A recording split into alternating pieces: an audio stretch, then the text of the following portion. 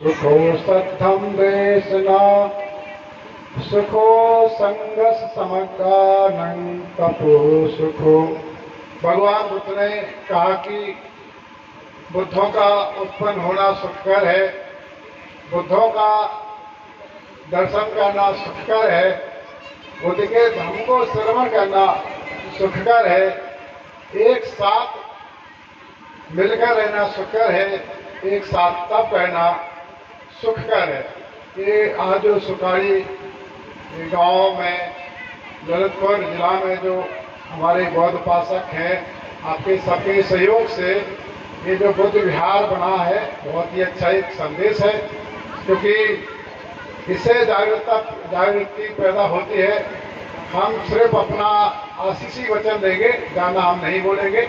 इसमें एक कहानी है, सिर्फ 2-3 मिनट की है, वो बताएंगे और सभ्य सत्ता के बाद हम ये समाप्त कर देंगे। ये धर्म सभाओं का क्या लाभ होता है, हम धर्म सभा का फायदा बता रहे हैं। बुद्ध के समय की बात रहती है, एक 7-8, 3-4 साल का, 4-5 साल का एक बालक रहता है, बहुत उद्यमी टाइप का, मतलब शैतान रहता है, और वो अपने घर में बहुत मम्मी पापा और दादा दादी को परेशान करता है। एक दिन मतलब दादी ने कहा कि ऐसा है कि बेटे जाओ बुद्ध का उपदेश सुन के आओ। तो उसने कहा कि तो हम ये कुछ खाने के लिए देंगे, ये करेंगे वो करेंगे। तो वो जाता है, उपदेश सुनने के लिए जाता है। और जब वो जाता है तो कहा कि देखो उपदेश सुनकर के लाना भी है, उपदेश सुनकर के आना है और हमको सुनाना है, और नहीं सुनाओगे तो डांट पड़ेगी, पिटोगे। अब वो गया तो जैसे कि जो सभा श्रावस्ती में वो जाता है, धम्म सभा थी, धम्म सभा समाप्त हो जाती है, सारे लोग चले जाते हैं, हॉल जो धम्मा हॉल या जो पंडाल था वो खाली हो जाता है, सब खाली हो जाता है, सिर्फ भंते आनंद रहते हैं, क्योंकि जो किसी का सामान रह जाता है वो इधर उधर व्यवस्था में रहते हैं। तो जैसे ही भंते मतलब वो बालक पहुंचता है तो वहां देखा यहाँ तो कोई है नहीं है। तो भंते ने कहा कि बेटा आ गए, मतलब भंते ने कहा कि बेटा आ गए। तो उस बालक ने सब कहा कि उपदेश है, हमारी दादी ने बताया कि सीख के आना है। तो उसने रटना शुरू कर दिया कि बेटा आ गए।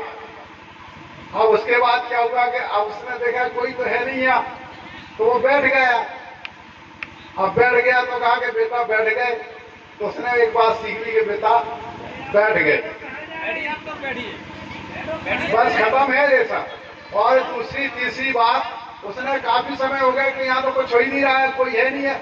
तो वो जाने लगा, तो कहा कि बेटा जा रहे। तो उसने ये 3 बातें सीख ली कि बेटा आ गए, बेटा बैठ गए, बेटा जा रहे हैं। अब वो घर पहुंचता है, अंधेरा हो गया, वो रट रहा है कि सुबह दादी को सुनाना है कि सब लोग सो गए। अब हुआ वो रट रहा है, बेटा आ गए, बेटा बैठ गए, बेटा जा रहे हो। तो अब हुआ क्या कि उसी रात में उसके घर में चोर घुस जाते हैं। अब ये चोर घुस गए तो अब उनके पास जो भी तिजोरी वगैरह रहती है, जो आभूषण, समय का आभूषण रहते हैं, बस आभूषण रहते हैं, सब उन्हें पोटली में बांधा और ले जाने लगते हैं। अब उसके में वो बोल, अब एक कोने में ठंड का समय रहता है, अपना कोई कपड़ा ओढ़ करके वो बड़बड़ा रहा है, मतलब उसको अपनी बुंदेलखंडी भाषा में बड़बड़ाना बोलते हैं। बेटा आ गए हो, बेटा बैठ गए हो, बेटा जा रहे हो। तो अब वो कह रहा है कि बेटा आ गए, बेटा बैठ गए, बेटा जा रहे हो। तो चोरों ने समझा कि इस घर के लोग जाग रहे, मतलब तो वो जब तो वो मतलब उसका वो जो सामान था वो सब बच जाता है, चोर जो रहते वो छोड़ छाड़ करके भाग जाते हैं। सुबह देखा तो बुद्ध के पास गए, तो बुद्ध ने कहा कि जो बुद्ध का शिष्य होता है वो जागरूक होता है, उसकी कभी हानि नहीं होती है। अगर व्यक्ति कुछ नहीं, वो बुद्ध धम्म संग में श्रद्धा रखता है और वो जागरूक रहता है, सिर्फ बड़बड़ाना जानता है, तो उसके मतलब सब काम होते रहेंगे। इन्हीं शब्दों के साथ में हम मंगल कामना करते हैं। हमारे MLC साहब हैं, प्रोफेसर जी हैं, डॉक्टर अनुपम सोनी जी हैं, और गोयल जी हैं, और आपके जो चीफ गेस्ट थे माननीय श्याम सुंदर सिंह यादव जी, और आप सभी हमारे जो इंजीनियर है नरेंद्र कुमार जी हैं, उपासका मंजू जी हैं, और आपने बहुत ही अच्छा मतलब एक बहुत अच्छा कार्यक्रम किया है और आपके परिवार को भी बहुत बहुत साधुवाद। इतना पुण्य का कार्य किया है, हम मंगल कामना करते हैं हम कि आप सभी सुखी रहें, स्वस्थ रहें, मंगल हो। भवतु सर्व मंगलं रक्षन्तु सर्व देवता सद्बुद्धानुभावेन सदा सुखी भवन्तु ते।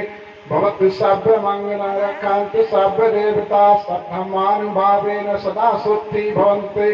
भवतु सर्व मंगलं रक्षन्तु सर्व देवता सत्संगानुभावेन सदा सुखी भवन्तु ते। सर्वे सत्ता सुखी